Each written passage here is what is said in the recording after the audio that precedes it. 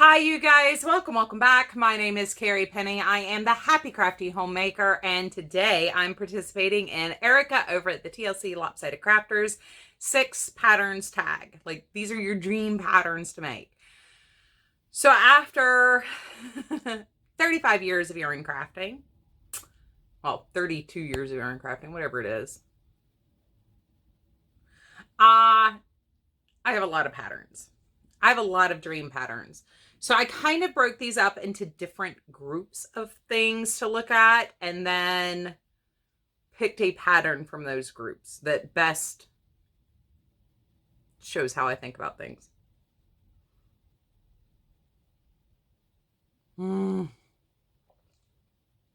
It's 4 o'clock in the afternoon. I am way hitting a wall. Coffee is necessary. Very necessary right now. I spent all morning cleaning and doing like the spring cleaning dusty kind of things, and like my sinuses are on fire. So first one is technique, things I want to learn. And one of the reasons why I want to learn brioche knitting so desperately is so I can make this pattern. This is a picture from the Ravelry page. This is the designer's original picture, I believe. And this is the vitamin B sweater. And number one, like, it's just such an easy sweater to wear. Like, it's got a beautiful technique, a beautiful design, a beautiful shape. I love the sweater itself. And then the little accent with the brioche is just so elegant. But you could really make this dramatic and personal with your color choices. Like, it's one of those... It can be subdued or very vibrant or interesting or even textural, depending on what yarn you use with it. I would love to learn brioche just so I could make the sweater. So yeah, that is my very first one. That is a technique to aim for pattern. Next up, something I have the supplies for. Oh, my pattern got stuck under my... Sorry about that. I should have saved the train wreck title from last week to this week because it's been a train wreck trying to get filmed today. So this is the Fox Paws pattern. And I'll also insert a little picture here from the Ravelry page of the actual, like, in color.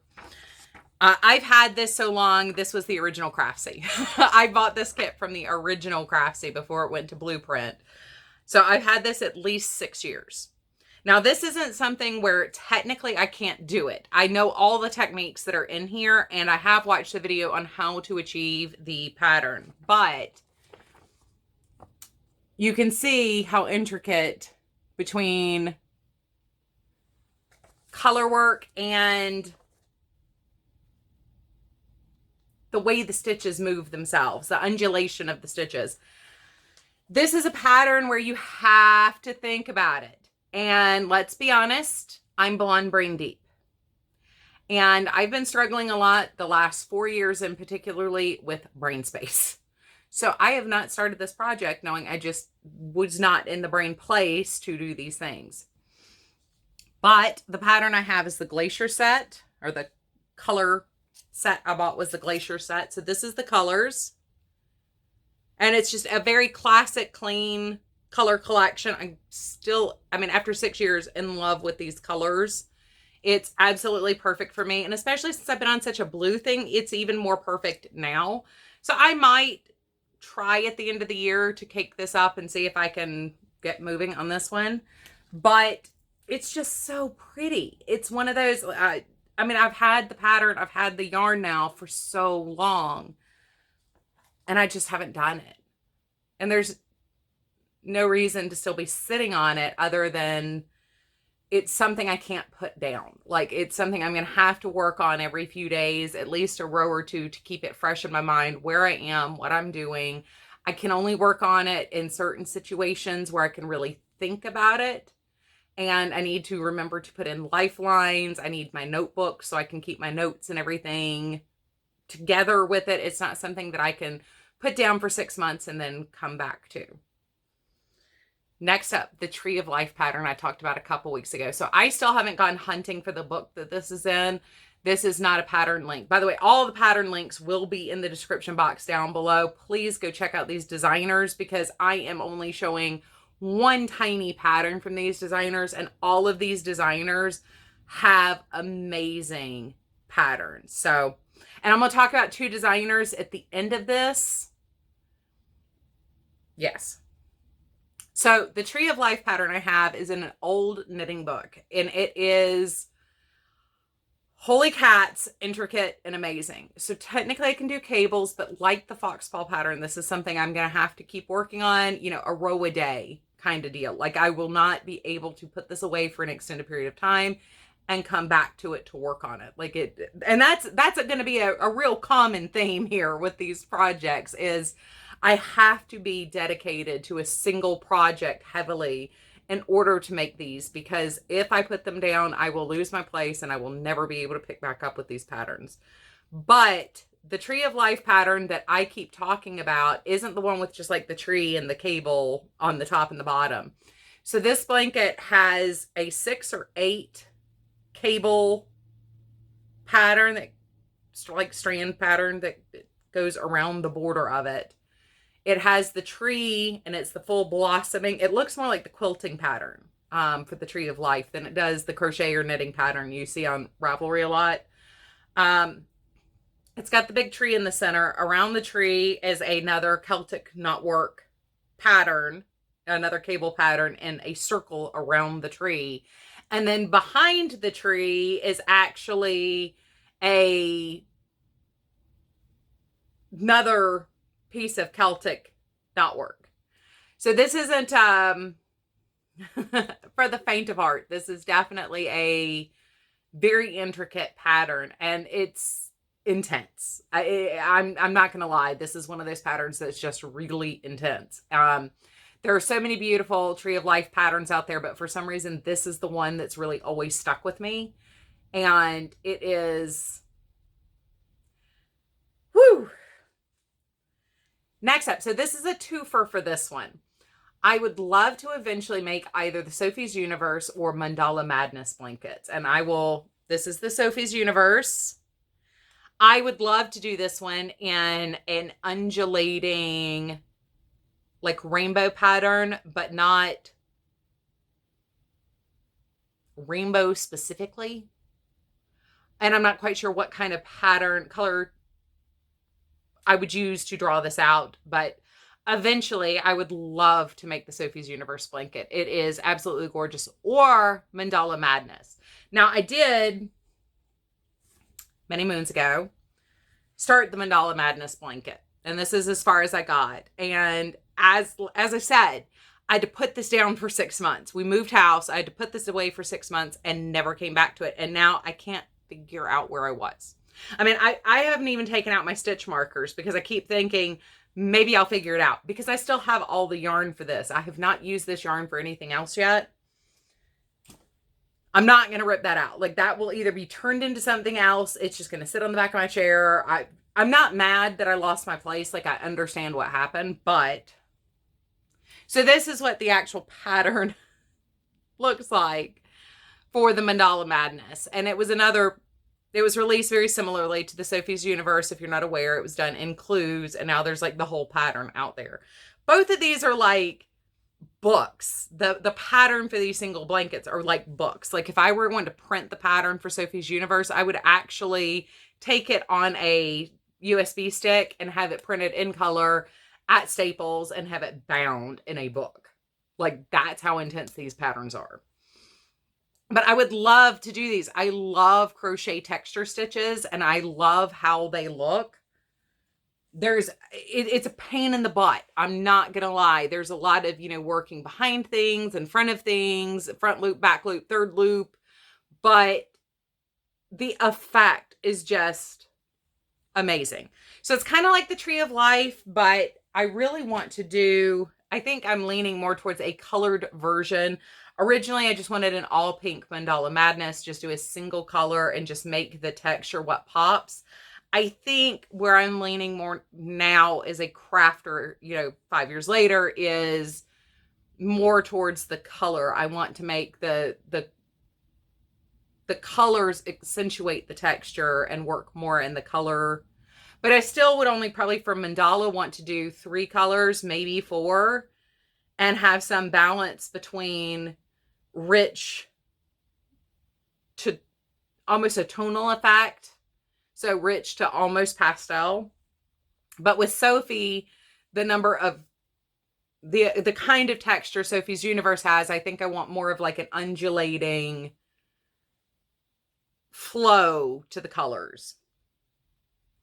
Number 5. So I cannot say the name of this sweater, but this picture with that name is the next one on the list. And this is one of those just classic technique, classic style. I love it. It's beautiful. I would love to have this in my wardrobe. It's something within my skill technique to make. I could easily make this sweater, but it's the kind of thing, as with the next one, my weight shifts too much. I mean, last year I started a sweater and like lost too much weight to be able to wear it. So I ended up just frogging the whole sweater. I have not had a stable weight for many years. I've been dealing with a lot of chronic issues. So I either get really, really fat or really, really skinny. Well, really, relatively speaking. But I do have about a 40-pound weight range. So I don't know what is going to fit year to year. And so I really haven't dove into this sweater just because I don't know if I'm going to be able to wear it if I make it. And that's kind of the disappointment part of it. But it's just one of those. It's beautiful. It's perfect. It's simple and elegant and classic. And you can take it up a notch with what colors you use. I can see the color work in this sweater being done in almost like a mohair to set off against the stockinette of the rest of it. So you've got a little bit of texture along with the color difference. I just think it would be beautiful in so many different ways, depending on how you wanted to wear it. And that's one of the reasons why I love the classic, like Norwegian style of color work, because it can be dramatic in the impact, not just with the stitch work in the classic, black and white. It can be colored as well. And some of those color when you start adding in color and texture to some of those classic techniques, you get an entirely different feel. And that's where the artistry and craftsmanship and art, like fine art concepts, can come into something very classic. Yeah. I get very excited about color and texture. I'm sorry, you guys. I'm a little bit of a nerd. I've never been able to make art. I'm not very skilled at art. Like when people think of art, I'm not skilled at that stuff. But I can pick colors. I'm really good at picking colors. So yeah, like that's one of those. I can see myself making that in a classic black and white. I can see that in a cream with like a ashy brown color would be really, really pretty. But I also can see it a black sweater with hot pink stranding. Anyway, number 6. So this one is more of a passion project kind of thing. Everybody who's been to my channel, especially during the fall, knows I love Halloween. Halloween is 100% my favorite holiday. It's one of the few times where you just get to have fun. It's a holiday specifically made for having fun. You get to see kids in costume. There's candy. Sometimes there's parties for adults. Like, it's just fun, and it's meant to be fun. And the entire celebration of Halloween is just fun. And I have no problem being the weird, eccentric lady at the end of the street. Like, eventually one day, if we continue living in neighborhoods with neighbors around us, I would love to be the weird old woman at the end of the cul-de-sac that always has the full-size candy bars. And everybody knows it's getting to be Halloween because she brings out her annual Halloween sweater. So this is another twofer. The first one is Halloween Heart. And I just love the whimsy of this sweater. I love the whimsical design. I probably would actually stick to the designer's original colors for this one. It's just cute and fun, and it's exactly what, it's supposed to be. It's a whimsical Halloween sweater. There's nothing about this that is overwhelming for me as far as technique. It's just one of those, oh, I love it kind of deals. The other one is this Sabrina sweater. And to me, this is a little bit more of a classic annual sweater. And it's dramatic without being stand out from what you think of as being the holiday. It's just classic Halloween. And I just love it. I think it's adorable. I think it's fun. It's not as whimsical. It's a lot more traditional to me. The Sabrina sweater is, I picture living in a northeastern city where they still do like costume parades for the kids and stuff. And there's, handing out candy in the town center. And once again, the eccentric old woman who's walking around handing out little full-size candy bars to all the kids. And everybody knows who you are because you're wearing the same sweater every Halloween. I would love to I love the romantic concept of owning like a little shop in a small town where you have kids trick-or-treating in like on Main Street of this small town. And everybody knows everybody kind of concept. It's one of those, it's a romantic idea, but it's fun. And it's the kind of sweater where you have that experience, the wholesome experience of trick-or-treating in Main Street. And then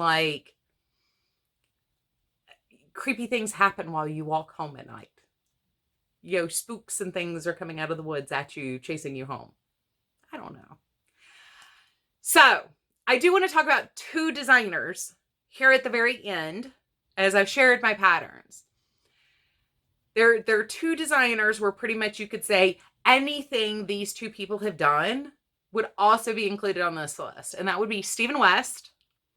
So a lot of people know Stephen West designs for the visual impact that they have, because Stephen West is not known for shying away from color.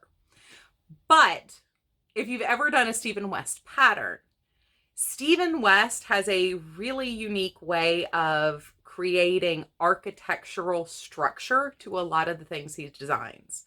So it's not just the color impact, it's the structural construction. They're clever, they're interesting. You have to experience a Stephen West pattern. And I highly recommend looking at a lot of the Stephen West designs. They're absolutely phenomenal to look at. I mean, the visual appeal is dynamic and interesting and intricate without being difficult. It's not something you have to filter through when you're looking at them. But the structure in some of these patterns are just amazing. The combination of using directional patterns and movement in the pieces lead to some very interesting construction techniques. And it's kind of like if you sew costumes the first time you do true historical costuming, and realizing with how little people had to work with, what they were able to achieve in making some of these very elaborate pre-Victorian garments.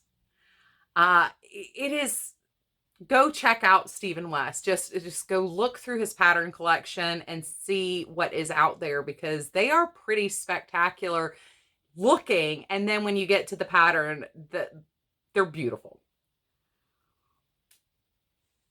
The other one is a designer that I swear the cosmos is making me stalk her. Tanis Gray is the other designer I highly recommend checking out for I want to make it all. I have done some Tanis Gray patterns in the past. I do have the Harry Potter book, which I thought was hilarious. So if you guys remember last year, I did the retro cowl, colorwork cowl. I had the burgundy, the pale blue, the mustard yellow. That was a Tanis Gray design, and I got that from a blueprint kit. At the same time I was working on that, I realized that Tanis Gray is also the one who did the beautiful Harry Potter knit pattern book that, I mean, it's a gorgeous, if you don't knit but love Harry Potter, it's just a beautiful book. The patterns are gorgeous. They're beautifully designed, gorgeous photography. It is a work of art in and of itself. Even if you never knit a pattern from it, it's a work of art worth having on your coffee table. It is stunning. But as I was going through some of my favorited patterns and stuff, I realized how many Tanis Gray projects I have saved. They're all different from each other, but similar. And it's really funny how the aesthetic is not necessarily always my aesthetic, but I'm so drawn to these patterns. So definitely go check out Tanis Gray and Stephen West, two very, very different style designers, but they're two designers that I accidentally stalk. It just kind of happens that way.